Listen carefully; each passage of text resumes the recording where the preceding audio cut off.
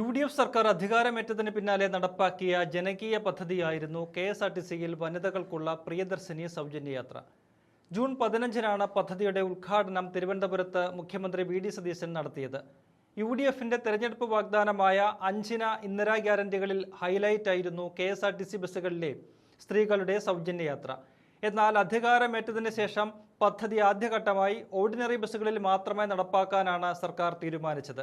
എങ്കിലും അത് നല്ലൊരു വിഭാഗം സ്ത്രീകൾക്ക് വലിയ ആശ്വാസമാകുമെന്നത് ഉറപ്പായിരുന്നു. അങ്ങനെ തന്നെയാണ് അതിനെ ഇപ്പോൾ വിലയിരുത്തുന്നതും. പക്ഷേ തുടക്കം മുതൽ പ്രതിപക്ഷം ഇതിനെതിരെ നിലപാട് സ്വീകരിക്കുന്നതാണ് നാം കണ്ടത്. എല്ലാ ബസ്സുകളിലും പദ്ധതി നടപ്പാക്കാത്തതായിരുന്നു CPMന്റെയും BJPയുടെയും പ്രശ്നം. LDF പദ്ധതിയുടെ ഉദ്ഘാടന ചടങ്ങ് പോലും ബഹിഷ്കരിച്ചു. എന്നാൽ കേരള ജനത പദ്ധതിയെ ഇരുകൈയും നീട്ടി സ്വീകരിക്കുന്നതാണ് കാണാൻ കഴിയുന്നത്. UDFന്റെ സ്വപ്ന പദ്ധതിക്ക് 1 മാസം പ്രായമാകാൻ ഇനിയും 3 ദിവസമുണ്ട്. ഇതിനോടകം പ്രിയദർശിനി സ്ത്രീകളുടെ പ്രിയങ്കരിയായി മാറിക്കഴിഞ്ഞു. പദ്ധതി ആരംഭിച്ചതിന് ശേഷം ഓർഡിനറി ബസ്സുകളിലെ സ്ത്രീ യാത്രികരുടെ എണ്ണത്തിൽ ഇരട്ടിയിലധികം വർധന ഉണ്ടായിട്ടുണ്ടെന്നാണ് കണക്കുകൾ വ്യക്തമാക്കുന്നത്. പ്രിയദർശിനി ബസ്സുകളെല്ലാം നിറഞ്ഞു കവിഞ്ഞാണ് ഓടുന്നത്. പലപ്പോഴും ലേഡീസ് ഉള്ളി ബസ്സുകളായും പ്രിയദർശിനി മാറിപ്പോകുന്നു. ഓരോ സ്റ്റോപ്പിലും പ്രിയദർശിനിക്കായി കാത്തുനിൽക്കുന്ന സ്ത്രീ കൂട്ടങ്ങളെ കാണാം. സ്ത്രീ ശാക്തീകരണമാണ് സർക്കാർ ഈ പദ്ധതിയിലൂടെ ലക്ഷ്യമിട്ടത്. കയ്യിൽ പണമില്ലാത്തതിന്റെ പേരിൽ വീടിന് പുറത്തിറങ്ങാനാകാതെ അകത്തളങ്ങളിൽ തളയ്ക്കപ്പെട്ടിരുന്ന സ്ത്രീകൾ ഇന്ന് തലങ്ങും വിലങ്ങും പാഞ്ഞ യാത്രകൾ ആസ്വദിക്കുന്നു. പ്രതിമാസം നല്ലൊരു തുക യാത്രാക്കൂലിക്കായി ചെലവഴിച്ചിരുന്ന ജോലിക്കാരായ സ്ത്രീകൾ ഇപ്പോൾ സൗജന്യ യാത്രയുടെ ആഹ്ലാദത്തിലും ആശ്വാസത്തിലുമാണ്. ഇതിലൂടെ 3000 രൂപ വരെ തങ്ങൾക്ക് മിച്ചം പിടിക്കാൻ പറ്റുന്നുണ്ടെന്ന് പലരും പറയുന്നു. അതവരുടെ കുടുംബ ബജറ്റിൽ ഉണ്ടാക്കുന്ന മാറ്റം ചെറുതല്ല. ഈ തുക തിരികെ സർക്കാരിലേക്ക് തന്നെ എത്തുമെന്നതാണ് അതിൻ്റെ സാമ്പത്തിക ശാസ്ത്രം.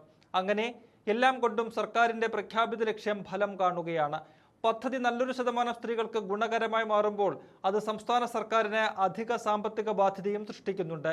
പ്രതിമാസം 65 മുതൽ 70 കോടി വരെ സർക്കാർ KSRTCക്ക് കൊടുക്കേണ്ടി വരുമെന്നാണ് കണക്കുകൂട്ടൽ. എന്നാൽ ഇപ്പോൾ സ്ത്രീ യാത്രക്കാരുടെ എണ്ണം വർദ്ധിച്ചതിനാൽ ഈ തുക ഇനിയും ഉയരുമെന്നാണ് അധികൃതർ ചൂണ്ടിക്കാട്ടുന്നത്. കഴിഞ്ഞ മാസം ധനമന്ത്രി കൂടിയായ VD സതീശൻ അവതരിപ്പിച്ച തന്റെ ആദ്യ ബജറ്റിൽ പദ്ധതിക്ക് വേണ്ടി 600 കോടി രൂപ വകയിരുത്തിയിട്ടുണ്ട്. സർക്കാരിന്റെ ഈ പദ്ധതി മറുവശത്ത് സ്വകാര്യ ബസ് മേഖലയ്ക്ക് വലിയ പ്രതിസന്ധി സൃഷ്ടിക്കുന്നുണ്ടെന്ന വിമർശനം ശക്തമാണ്.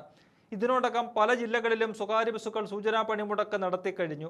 വരും ദിവസങ്ങളിൽ അനിശ്ചിതകാല പണിമുടക്കിലേക്ക് കടക്കുമെന്ന മുന്നറിയിപ്പും ബസ്സുടമകൾ നൽകിയിട്ടുണ്ട്. അവരുടെ പ്രശ്നങ്ങൾ ഉൾപ്പെടെ പഠിക്കാൻ സർക്കാർ സമിതിയെ നിയോഗിച്ചിരിക്കുകയാണ്. ഒപ്പം പ്രിയദർശിനി പദ്ധതിയുടെ സ്വാധീനത്തെക്കുറിച്ചും സമിതി പഠനം നടത്തും.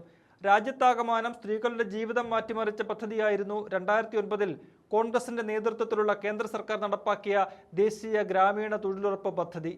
അതിനൊപ്പം നിൽക്കുന്ന ഒരു പദ്ധതിയായി മാറിയിരിക്കുകയാണ് കൊച്ചു കേരളത്തിൽ നടപ്പാക്കിയിരിക്കുന്ന പ്രിയദർശിനി സൗജന്യ യാത്രയും.